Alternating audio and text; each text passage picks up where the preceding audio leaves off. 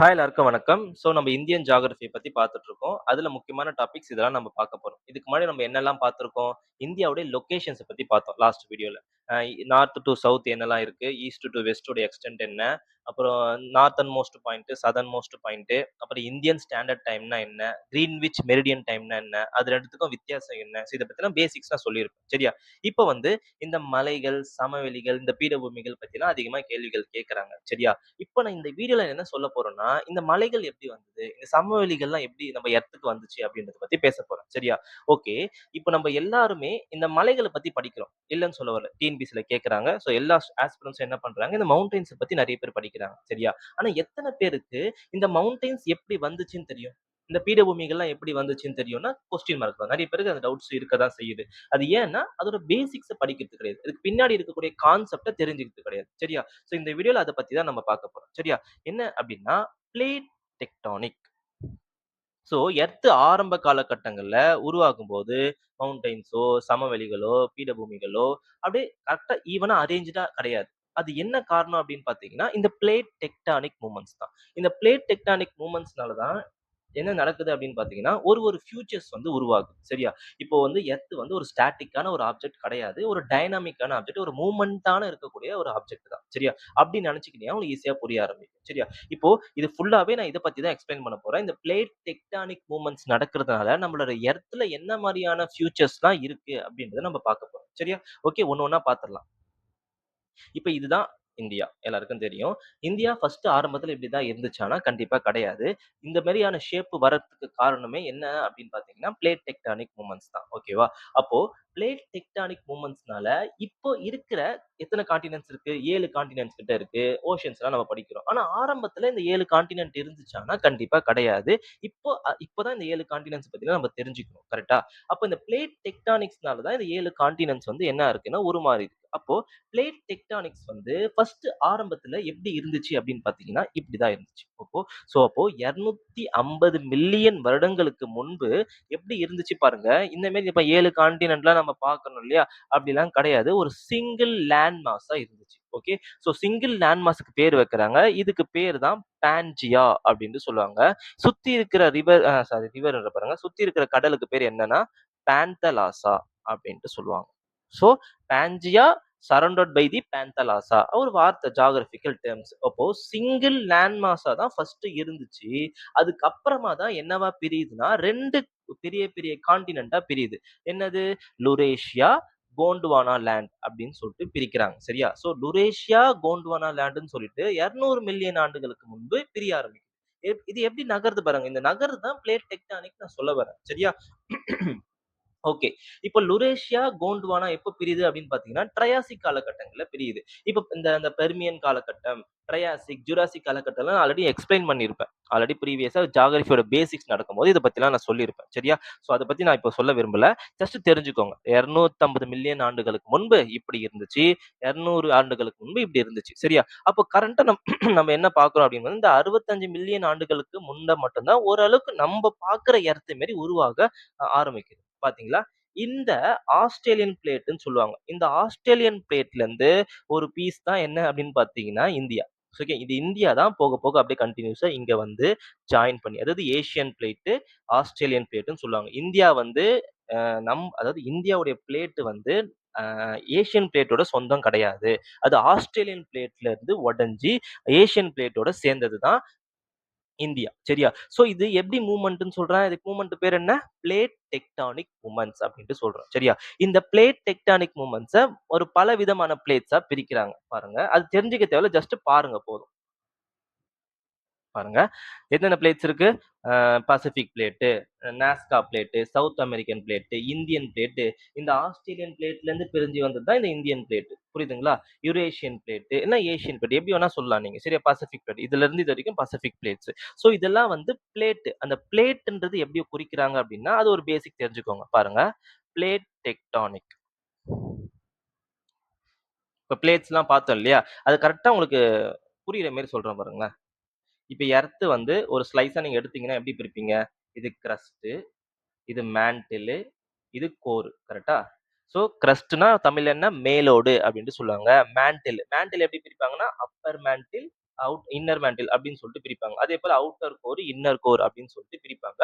எர்த்துடைய under கிரவுண்ட நான் பேசிட்டு இருக்கேன். சரியா? இப்போ பிளேட் டெக்டானிக்ன்றது என்ன தெரியுமா? இப்போ இந்த கிரஸ்ட்டையும், இந்த அப்பர் மேன்டிலையும் சேர்ந்தது தான் என்ன அப்படின்னு பார்த்தீங்கன்னா, இந்த பிளேட் டெக்டானிக்ஸ். அதாவது கிரஸ்ட்டும், இந்த அப்பர் மேன்டிலும் சேர்ந்தது தான் என்னது? பிளேட் டெக்டானிக்ஸ் அப்படின்ட்டு சொல்லுவாங்க. இந்த அப்பர் மேன்டிலுக்கு இன்னொரு பேருன்னு சொல்லுவாங்க. அது இன்னொரு பேர் இருக்கு. அது என்ன அப்படின்னு பார்த்தீங்கன்னா, ஏஸ்தனோஸ்பியர். ஏஸ்தனோஸ்பியர்ன்றது எப்படி இருக்கும்னா, கிரஸ்ட் வந்து ஒரு சாலிடான ஒரு ஆப்ஜெக்ட். ஆனா ஏஸ்தனோஸ்பியர் அதாவது அப்பர் மேன்டில் இருக்கக்கூடிய இந்த ஏரியா வந்து கொஞ்சம் கொழ கொழன்னு இருக்கும். அந்த சாலிட் பார்ட்டிகிள் தான் எப்படி இருக்கும்னு பார்த்தீங்கன்னா, கொஞ்சம் எப்படி இருக்கும்? அந்த ரொம்ப ஹீட்டா இருக்கிறதுனால, பாறைகள் உருகிய தன்மையில கொஞ்சம் இருக்கும். அதான் வந்து அந்த ஏரியா வந்து ஏஸ்தனோஸ்பியர்ன்னு சொல்றாங்க. இந்த ஏஸ்தனோஸ்பியர் இங்க இருக்கிறதுனால தான் இந்த கிரஸ்ட் மூவ் ஆகுது. புரியுதுங்களா? நல்லா தெரிஞ்சுக்கோங்க. இந்த ஏஸ்தனோஸ்பியர் உருகிய பாறைகள் மேக்மா அதான் அந்த வார்த்தை ஞாபகம் வச்சுக்கோங்க. உருகிய பாறைகள் மூவ்மெண்ட்னால தான் இந்த கிரஸ்ட் மூவ் ஆகுது. இது 2மே சேர்ந்து தான் நம்ம என்ன சொல்றோம் அப்படின்னு பார்த்தீங்கன்னா, பிளேட் டெக்டானிக் மூவ்மெண்ட்ஸ். இதான் நான் சொல்ல வரேன். இது நகரத்துனால தான் கான்டினென்ட்கள்லாம் நகருது. அப்போ பார்த்தோம்ல பான்ஜியா, கோண்டுவானா, யுரேஷியன் லேண்ட்ஸ்லாம் இதுதான். ஓகே. ஸோ ஓல்டஸ்ட் லேண்ட்னா எது அப்படின்னு பார்த்தீங்கன்னா, நம்மளோட இந்தியன் லேண்ட் தான் ஓல்டஸ்ட் லேண்ட். இப்ப இந்தியன் பிளேட் நம்ம படிக்கிறோம் இல்லையா? இது வந்து கோண்ட்வானா. இந்த பிளேட் எது? இந்த கோண்ட்வானா லேண்ட்ல இருந்து வந்த லேண்ட் தான் இந்த இந்தியன் பிளேட்ஸ்லாம்.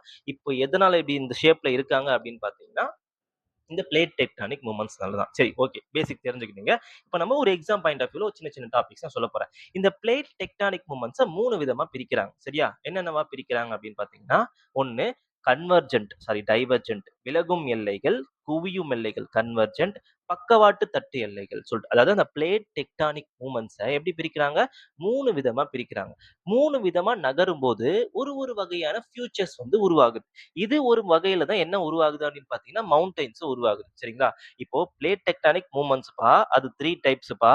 அதுல ஒரு வகையில வந்து என்ன உருவாகுது அப்படின்னு பார்த்தீங்கன்னா, மவுண்டெயின்ஸ் உருவாகுது. நான் இத முடிக்கும்போது தெரியும் உங்களுக்கு எந்த வகையில உருவாகுதுன்னு சொல்லிட்டு. சரியா? ஒண்ணு ஒண்ணா சொல்றேன். ஃபர்ஸ்ட் விலகும் எல்லைகள். அதாவது டைவர்ஜென்ஸ் பிளேட் பவுண்டரி. அதாவது 2 பிளேட்டும் அது நான் இங்கே டயகிராம் போட்டுறேன். விலகும் எல்லைகள் அப்படின்னா 2 பிளேட்டும் இப்படி மூவ் ஆகும். கன்வர்ஜென்ட் அப்படின்னா 2 பிளேட்டும் இப்படி மூவ் ஆகும். சரியா? பக்கவாட்டுன்னா 2 பிளேட்டும் இப்படிதான் நிக்குமே தவிர ஒண்ணுமே நடக்காது. சரியா? நல்லா ஞாபகம் வச்சுக்கோங்க. விலகும் எல்லைகள், குவியும் எல்லைகள், பக்கவாட்டில் நகரும் எல்லைகள். சரியா? ஃபர்ஸ்ட் ஒண்ணு பார்க்கலாம். விலகும் எல்லைகள். விலகும் எல்லைகள் பாருங்க, படிங்க. டைவர்ஜென்ட் பவுண்டரி டெக்டானிக் பிளேட்ஸ் புல் அபார்ட். புல் அபார்ட்னா இப்படி விலகுவாங்க. சரியா? விலகும்போது என்ன நடக்கும்னா, நான் சொன்னேன் இல்லையா? எர்த் கீழ என்ன இருக்கு? அந்த மேக்மா ஏஸ்தனோஸ்பியர் ரீஜன் இருக்கு. அப்ப 2 பிளேட்டும் மூவ் ஆகும்போது என்ன வெளிய வரும் அப்படின்னு பார்த்தீங்கன்னா, மேக்மா எனப்படும் உருகிய பாறை குழம்பு மேலே எழும்புகிறது. சரியா? மேலே எழுந்த உடனே என்ன நடக்கும் அப்படின்னு பார்த்தீங்கன்னா, மேல வர சாலிடிஃபைஸ் அதாவது மேல வர லாவா சொல்றோம் இல்லையா? எர்த்குவேக்ல இருந்து வருது இல்லையா? சோ அதுதான் வந்து என்னவா மாறுதுன்னு பார்த்தீங்கன்னா, நியூ ஓஷியானிக் கிரஸ்ட் அப்படின்னு சொல்லிட்டு உருமாறும். சரியா? இப்ப பார்த்துக்கோங்க. பிளேட்ட வந்து இப்போ டென்சிட்டி அடிப்படையில 2 விதமா பிரிக்கிறாங்க. இப்ப வந்து 3 டைப்ஸ் ஆஃப் பிளேட் மூவ்மெண்ட்ஸ். 2 வகையான பிளேட் இருக்குன்னு சொல்றாங்க. அதாவது oceanic plate, continental plate. Based on the density. Continental plate. சரியா? டென்சிட்டி எதுக்கு அதிகமா இருக்கும்னா, அதாவது அடர்த்தி. அடர்த்தி அதிகமா இருக்கக்கூடிய எந்த பிளேட் அப்படின்னு பார்த்தீங்கன்னா, ஓசியானிக் பிளேட். அடர்த்தி கம்மியா இருக்கக்கூடிய பிளேட் வந்து கான்டினென்டல் பிளேட். இப்படி ஞாபகம் வச்சுக்கோங்க. சரியா? சோ 2 விதமான பிளேட் இருக்கு. இந்த 2 விதமான பிளேட் வந்து 3 வகையா மூவ் ஆக போறாங்க. சரியா? அப்படிதான் நான் சொல்லப் போறேன். ஓகே. சோ ஃபர்ஸ்ட் பார்த்தது வந்து என்ன? Divergent plate boundary. இப்போ டைவர்ஜென்ட் பிளேட் பவுண்டரி கடலுக்கு அடியில நடக்கும்போது என்ன வரும்? அதே நிலத்துல நடக்கும்போது என்னென்ன ஃபியூச்சர்ஸ்லாம் வரும்ன்றத சொல்றேன் பாருங்க. இப்போ இது இமேஜ் பார்த்துக்கோங்க. இப்ப பார்த்தீங்கன்னா 2 லித்தோஸ்பியர் அதாவது கிரஸ்ட் மூவ் ஆகுது. இந்த ஏஸ்தனோஸ்பியர் லேயர் மூவ் ஆன உடனே இந்த மேக்மா வெளிய வருது. இமேஜின் பண்ணிக்கங்க. இதுதான் டைவர்ஜென்ட் பிளேட் பவுண்டரி. சரியா? இப்போ இது நடக்கும்போது என்னென்ன ஃபியூச்சர்ஸ்லாம் வருது? இதிலிருந்து தான் கேள்விகள் வரும். சரியா? பாருங்க. மிட் ஓஷியானிக் ரிட்ஜஸ் முதல்ல நடக்கிறது அதுதான். அண்டர் வாட்டர்ல 2 பிளேட்டும் மூவ் ஆச்சு அப்டின்னா, அந்த பிளேட் 2ம் நகரும்போது இப்படி நகரும்போது என்ன வரும் வெளிய? மேக்மா வரும்னு சொன்னேனா? மேக்மா வரும்போது தண்ணீல அந்த மேக்மா பட்ட உடனே என்ன ஆயிடும் அப்படின்னு பார்த்தீங்கன்னா, கூல் ஆயிடும். அதுதான் சீ ஃப்ளோர் ஸ்ப்ரெட்டிங் அப்படின்னு சொல்லுவாங்க. அதாவது இந்த இமேஜோட காட்டுறேன் பாருங்க. மேக்மா வருது. இங்க தண்ணி இருக்குன்னு வச்சுக்கோங்க. மேக்மா வருது. தண்ணி பட்டவுனே சாலிட் ஆயிடும். அப்படியே என்ன ஆகும் அப்படின்னு பார்த்தீங்கன்னா, குவிஞ்சுக்கிட்டே இருக்கும். வந்து குவிஞ்சுக்கிட்டே இருக்கும். ஒரு ரிட்ஜஸ் மாரி ஃபார்ம் ஆகும். ஓகே. இந்த இதுக்கு பேர் தான் சீ ஃப்ளோர் ஸ்ப்ளெட்டிங் அப்படின்னு சொல்லுவாங்க. சீ ஃப்ளோர் ஸ்ப்ரெட்டிங் அப்படின்ட்டு சொல்லுவாங்க. அதுக்கு பேர் ஃபைனலா உருவாகக்கூடிய ஃபியூச்சர்ஸ் தான் மிட் ஓஷியானிக் ரிட்ஜஸ். நான் இமேஜோட காட்டுறேன். சரியா? இது அண்டர் வாட்டர்ல நடக்குது. இதே நிலத்துல நடந்தா அதுக்கு பேரு பிளவு பள்ளத்தாக்குகள் அப்படின்னு சொல்லுவாங்க. டைவர்ஜென்ட் பிளேட் பவுண்டரியில 2 வகையான ஃபியூச்சர்ஸ் வருது. ஒண்ணு வந்து மத்திய பெருங்கடல் மலைத்தொடர்கள், ஒண்ணு பிளவு பள்ளத்தாக்குகள். எக்ஸாம்பிள் ஆப்பிரிக்கன் ரிஃப்ட் வேலி. அப்படி நான் காட்டுறேன் பாருங்க. இந்த இந்த டயகிராமேட்டிக் தெரிஞ்சுதா? பாருங்க மேக்மா வெளிய வருது. இதுக்கு பேர் தான் அது. தண்ணீல பட்ட உடனே சாலிட் ஆகுது. சாலிட் ஆகி என்ன ஆயிடுது அப்படின்னு பார்த்தீங்கன்னா, ஒரு ரிட்ஜஸ் உருவாகுது. இந்த மாரி போய்க்கிட்டே இருக்கு பார்த்தீங்களா? அதுக்கு பேர் தான் சீ ஃப்ளோர் ஸ்ப்ரெட்டிங் அப்படின்ட்டு சொல்லுவாங்க. சரியா? ஓகே. ஓகே. அடுத்து. மூவ் ஆக மாட்டேங்குதே. ஓகே. வெயிட் பண்ணுங்க அப்படியே. ஆ. ஸோ இமேஜ் பாருங்க. இதுதான் வந்து அந்த அட்லாண்டிக் பெருங்கடல்ல இருக்கக்கூடிய மிட் ஓஷியானிக் இது கடல் அடியில இருக்கக்கூடிய ஒரு அமைப்பு. சரியா? ஸோ கடலுக்கு அடியில 2 பிளேட்டும் இப்படி மூவ் ஆகுறதுனால என்ன நடக்குதுன்னா, மேக்மா வெளிய வந்து ஒரு ரிட்ஜஸ் வந்து உருவாகுது. ஸோ எஸ் ஷேப்ல இருக்கக்கூடிய ஒரு ஃபியூச்சர்ஸ் தான் அது. ஓகேவா? ஸோ இமேஜோட காட்டுனா இன்னும் நல்லா புரியுன்றதுனால சொல்றேன். இது கடலுக்கு அடியில நடந்துச்சு. இப்போ வந்து நிலத்துல நடந்துச்சுன்னா என்ன சொன்னேன்? ஆப்பிரிக்கன் ரிஃப்ட் வேலி ஒண்ணு வருங்க. பிளவு பள்ளத்தாக்குகள். 2 பிளேட்டும் மூவ் ஆகும்போது என்ன உருவாகுது? இது லேண்ட்ல வரக்கூடிய ஒரு அழகான ஃபியூச்சர்ஸ். ஆப்பிரிக்கா போனீங்கன்னா இத பார்க்கலாம். ஆப்பிரிக்கன் ரிஃப்ட் வேலி அப்டின்ட்டு சொல்லுவாங்க. ஓகே. சரி ஓகே. டைவர்ஜென்ஸ் முடிச்சாச்சு. இப்ப நெக்ஸ்ட் பார்க்க போறது கன்வர்ஜென்ட் பிளேட் பவுண்டரி. கன்வர்ஜென்ட்னா என்ன?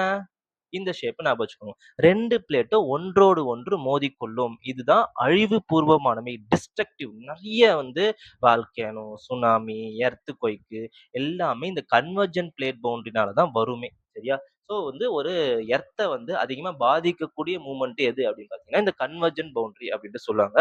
Tectonic plates move towards each other. சரியா? ஸோ 2 விதமான பிளேட்டுன்னு சொன்னேன். பாருங்க. லேண்ட் ஃபார்ம்ஸ்லாம் எப்படி வரப்போகுது? 2 விதமான பிளேட்னால வரப்போகுது. Okay. Oceanic plate, continental plate. இப்போ ஓஷியனும், கான்டினென்டல் பிளேட்டும் மோதிப்பாங்க. இல்ல ஓஷனும் பிளேட்டும் மோதிப்பாங்க. இல்ல 2 கான்டினென்டல் பிளேட்டும் மோதிப்பாங்க. சோ அத பத்தி தான் நம்ம பேசப் போறோம். சரியா? சோ கன்வர்ஜென்ட்ல என்ன ஃபர்ஸ்ட் டைப் ஓஷியனும் கான்டினென்டல் பிளேட்டும் மோதுனா என்ன நடக்கும் அப்படின்னு தெரிஞ்சுக்கோங்க. பாருங்க. ஓஷியன் பிளேட்ன்றது என்னது? டென்சர் அப்படின்னு சொன்னேன். கரெக்ட்டா? So denser oceanic plate sink beneath இப்ப பாருங்க. ஒரு ஓஷியானிக் பிளேட் வராரு. ஒரு கான்டினென்டல் பிளேட் வராரு. யாரு டென்சரா இருப்பா? யாரு அடர்த்தி அதிகம்? இந்த ஓஷியானிக் பிளேட் தான் அடர்த்தி அதிகம். அப்போ வரும்போது அடர்த்தி அதிகமா இருக்கிறவரு கீழ போயிடுவாரு. என்ன நடக்கும் அப்படின்னு பார்த்தீங்கன்னா, இங்க பாருங்க. டீப் ஓஷியானிக் பிளேட் சிங்க் இப்படி வருது. இப்படி வந்து இது லைட்டா இது மேல மேல தூக்கி விட்டுருவாரு. எது அப்படின்னு பார்த்தீங்கன்னா, இந்த கான்டினென்டல் பிளேட், இது ஓஷியானிக் பிளேட். இது படிக்கும்போது உங்களுக்கு புரியும். அடர்த்தி அதிகமான பெருங்கடல் தட்டு, அடர்த்தி குறைந்த கண்டத்திட்டுக்கு அடியில் போயிடும். சரியா? அடியில் பூமிக்கு மேலடுக்கு கீழ் முழுகுகிறது. இந்த நிகழ்வு தான் அமிழ்தல் அப்படின்னு சொல்றாங்க. அது ஆங்கிலத்துல சப்டக்ஷன் ஜோன். இந்த ஜோன் தான் ரொம்ப முக்கியமான ஜோனு. அந்த ஜோன்ல இருந்து தான் எர்த்குவைக், மேக்மா வெளிய வரது, வால்கேனோ வரதுலாம் இந்த ஜோன்ல தான் நடக்கும். சரியா? இப்ப பாருங்க, இப்படி நடக்கிறதுனால என்னென்னலாம் ஃபியூச்சர்ஸ் வரப்போகுது அப்படின்னு பார்த்தீங்கன்னா, அகழிகள், டீப் ஓஷன் ட்ரென்ச்சஸ். சரியா? வால்கானிக் மவுண்டைன் ரேஞ்சஸ் வரும். சரியா? ஒரு ஓஷியானிக் பிளேட்டும், ஒரு கான்டினென்டல் பிளேட்டும் மோதும்போது என்னெல்லாம் வரதுக்கான வாய்ப்புகள் இருக்கு? அகழிகள் வரதுக்கான வாய்ப்புகள் இருக்கு. எரிமலை மலைத்தொடர்கள் வரதுக்கான வாய்ப்புகள் இருக்கு. சரியா? அப்புறம் எர்த்குவைக்ஸ் வரதுக்கான வாய்ப்புகள் இருக்கு. 3மே வரும். ஓகே. இந்த மாரி கன்வர்ஜென்ஸ்னால என்னலாம் வரதுக்கான வாய்ப்பு இருக்கு? எர்த்குவைக், வால்கேனோ, ட்ரென்ச்சஸ் இதெல்லாம் வரதுக்கான வாய்ப்புகள் இருக்கு. சரியா? இப்ப பாருங்க. எக்ஸாம்பிள்ஸ் காட்டுறேன் பாருங்க உங்களுக்கு. பாருங்க. இப்ப வந்து ஒரு பிளேட் வந்து வருது. இது வந்து என்ன பிளேட்டு? இது என்ன பிளேட்? இது கான்டினென்டல் பிளேட். இது வந்து என்ன பிளேட்? Oceanic plate. டென்சர் அதிகமா இருக்கிற பிளேட் கீழ போயிடுறாரு. சோ பாத்தீங்கன்னா சப்டக்டிங் பிளேட். சப்டக்டிங் பிளேட்னா கான்டினென்டல் பிளேட். அப்படி கீழ போன உடனே அது வழியா இருக்கிற என்னது மேக்மா வெளிய வரும்போது வால்கனோஸ் ஏற்படும், சுனாமி வரும், எர்த்குவைக் வரும். எல்லாமே இந்த இடத்துல நடக்கிறதுக்கான வாய்ப்புகள் இருக்கு. இதான் சப்டக்ஷன் ஜோன் அப்படின்னு சொல்லுவாங்க. சரியா? இதெல்லாம் பேசிக்ஸ். இப்ப பாருங்க. இது என்ன தெரியுமா? North America. இது வந்து ஓஷியானிக் பிளேட்டு. இது வந்து கான்டினென்டல் பிளேட். 2ம் நகரும்போது என்ன வருது பாருங்க ஃபியூச்சர்ஸ். வால்கானிக் மவுண்டைன் ரேஞ்சஸ் அப்படின்னு சொல்லுவாங்க. என்ன மவுண்டைன் தெரியுதா? Andes mountain. ராக்கீஸ் அண்ட் ஆண்டீஸ்ன்னு சொல்லுவோமா? அதான் இது. ஆண்டீஸ் மவுண்டன் வரதுக்கான வாய்ப்புகள் அதிகம். அதாவது வால்கானிக் மவுண்டன் ரேஞ்ச் பேர் தான் ஆண்டீஸ் மவுண்டன். எக்ஸாம்பிள் வந்து இது. இதுதான் அந்த ஆண்டீஸ் மவுண்டன். 2 இது வந்து ஓஷியானிக் பிளேட் மோதுறாரு. இது கான்டினென்டல் பிளேட். மோதுன உடனே மவுண்டன் வால்கானிக் மவுண்டன் ரேஞ்சஸ் உருவாகுது. ஓகே. நெக்ஸ்ட். இப்ப வந்து ஓஷியானும் கான்டினென்ட்டும் மோதிக்கிறாங்க. ஓஷனும் மோதும்போது என்ன மேக்ஸிமம் வரும் அப்படின்னு பார்த்தீங்கன்னா, டீப் ட்ரென்ச்சஸ் தான் வரும். ஓகே. சோ ஓஷியனும் கான்டினென்ட்டும் பார்த்துட்டோம். கன்வர்ஜென்ஸ் தான் பார்த்துட்டு இருக்கோம். ஓஷனும் கான்டினென்டல் பிளேட்டும் மோதுச்சு. அது எக்ஸாம்பிள் நம்ம பார்த்தோம் ஆண்டீஸ் மவுண்டன். ஓஷனும் மோதும்போது அகழிகள் வரும். எக்ஸாம்பிள் மரியானா அகழி. சரியா? மரியானா ட்ரென்ச் மிகப்பெரிய ஆழமான கடல்ல இருக்கக்கூடிய ஒரு ஹிமாலயஸோடய ஆழமானது. ஹைட் ஆனது ஹிமாலய ஹைட்ல மெஷர் பண்ணும்போது அதை விட ஆழமானது எது அப்படின்னு பார்த்தீங்கன்னா இந்த ட்ரென்ச்சஸ் எப்போ வருது அப்படின்னு பார்த்தீங்கன்னா இந்த 2 ஓஷியானிக் பிளேட் மோதும் போது. சரியா? அந்த ஓஷனிக் பிளேட்டோட நேம்லாம் நமக்கு தெரிஞ்சுக்கணும்னு அவசியம் கிடையாது. ஜஸ்ட் 2 ஓஷனிக் பிளேட் மோதும்போது, அதாவது கன்வெர்ஜ் ஆகும்போது அகழிகள் வருது. அந்த அகழிகள்னால வேற என்னலாம் வரதுக்கான வாய்ப்புகள் இருக்கு? எர்த்குவைக் வரதுக்கான வாய்ப்புகள் இருக்கு. வால்கானிக் மவுண்டன் ரேஞ்சஸ் வரதுக்கான வாய்ப்புகள் இருக்கு. சரியா? இதுதான் ரொம்ப ரொம்ப முக்கியம். சரியா? நம்ம தெரிஞ்சுக்க வேண்டியது. ஓகே. கண்டமும் இப்போ என்ன பார்த்தோம்? ஓஷனும் பார்த்தோம். ஓஷனும் கான்டினென்ட்டும் பார்த்தோம். இப்ப கான்டினென்ட்டும் மோதிக்கினா அதாவது கான்டினென்டல் பிளேட்டும் மோதிக்கிட்டா என்ன வரும் அப்படின்னா ஒண்ணுமே கிடையாது. என்ன வரும்னா பாருங்க 2 கான்டினென்டல் பிளேட்டும் மோதிக்கும் போது மலைகள் உருவாகுது. இப்போ உங்களுக்கான கேள்விகளுக்கான விடைய கிடைச்சிருக்கும். அப்ப 2 கான்டினென்டல் பிளேட்டும் மோதுச்சுன்னா ஒன்றோடு ஒன்று என்ன உருவாகும் அப்படின்னு பார்த்தீங்கன்னா மலைகள் உருவாகும். இப்ப 2 கார்ட்போர்டு நீங்க வச்சுக்கோங்களேன். 2 கார்ட்போர்ட வச்சு மோதி பாருங்களேன். கார்ட்போர்டு என்ன ஆகும்? அப்படியே மேல போகுமா? அதே கான்செப்ட் தான் இது. மேல போகும்போது மலைகள் உருவாகுது. அப்ப மலைகள் எப்போ உருவாகும்னு தெரிஞ்சுக்கோங்க. 2 கான்டினென்ட்டும் அப்வர்ட்ல மூவ் ஆகும்போது வரக்கூடிய விஷயங்கள். ஹிமாலயன் மவுண்டன்லாம் இப்படிதான் வருச்சு. இப்ப ஹிமாலயன் மவுண்டன் எப்படி வந்திருக்கும்னு நினைக்கிறீங்க? இப்ப பாருங்களேன். ஹிமாலயன் மவுண்டனோட ஹைட் ஏன் வந்து அதிகரிச்சுக்கிட்டே இருக்கு? அந்த இமேஜ் போடுறேன். அப்ப உங்களுக்கு தெரியும். பாருங்க. இப்போ இது வந்து என்ன பிளேட்டு? இந்தியன் பிளேட் அப்படி இல்லன்னா ஆஸ்திரேலியன் பிளேட். இது என்ன பிளேட் அப்படின்னு பார்த்தீங்கன்னா, யுரேஷியன் பிளேட். 2 கான்டினென்டல் பிளேட்டும் மோதும்போது மிகப்பெரிய மலைகள் உருவாகுது. பார்த்தீங்கன்னா, எக்ஸாம்பிள் சொல்ல புரிஞ்சுச்சா? ஏன் வந்து ஹிமாலயனோட ஹைட் வந்து அதிகரிச்சுட்டே இருக்குன்னு ஒரு ரீசன் தெரியுமா? அது ஏன் அப்படின்னா, நம்மளுடைய இந்தியன் பிளேட் வந்து மூவ் டுவர்ட்ஸ் என்னது? யுரேஷியன் பிளேட் நோக்கி நகர்ந்துகிட்டே இருக்கு. அதனால தான் இங்க என்ன இருக்கு அப்படின்னு பார்த்தீங்கன்னா, ஹிமாலயனோட ஹைட் அதிகரிச்சுட்டே இருக்கு. அதிகப்படியான இந்த ஏரியால என்ன நடக்குது? எர்த்குயிக்கால பாதிக்கப்படுறாங்க. லேண்ட்ஸ்லைட்ஸ்னால பாதிக்கப்படுறாங்க. ஏன் அப்படின்னு பார்த்தீங்கன்னா, பிளேட் வந்து ஸ்டாட்டிக்கா ஒரே இடத்துல இருக்காது. மூவ்மெண்ட்லயே இருக்கக்கூடியது. ஸோ அதனால தான் 2 கான்டினென்டல் பிளேட்டும் ஒவ்வொரு இடத்துல மோதும்போது என்ன நடக்குது அப்படின்னு பார்த்தீங்கன்னா, மவுண்டெயின்ஸ் வந்து வருது. ஓகேவா? ஸோ லாஸ்ட் டைப் உருமாறும் எல்லைகள். ஓகே. Transform plate boundary. டிரான்ஸ்ஃபார்ம்னா எந்த லேண்ட் ஃபார்ம்ஸும் வராது. சரியா? ஜஸ்ட் இப்படிதான் லைட்டா மூவ் ஆகுமே தவிர எந்த ஒரு ஃபியூச்சர்ஸும் வராது. அது வால்கேனோவோ, அடுத்தது இந்த மவுண்டெயின்ஸோ எதுவுமே வரப்போறது கிடையாது. ஆனா ஒண்ணு மட்டும் வரும்.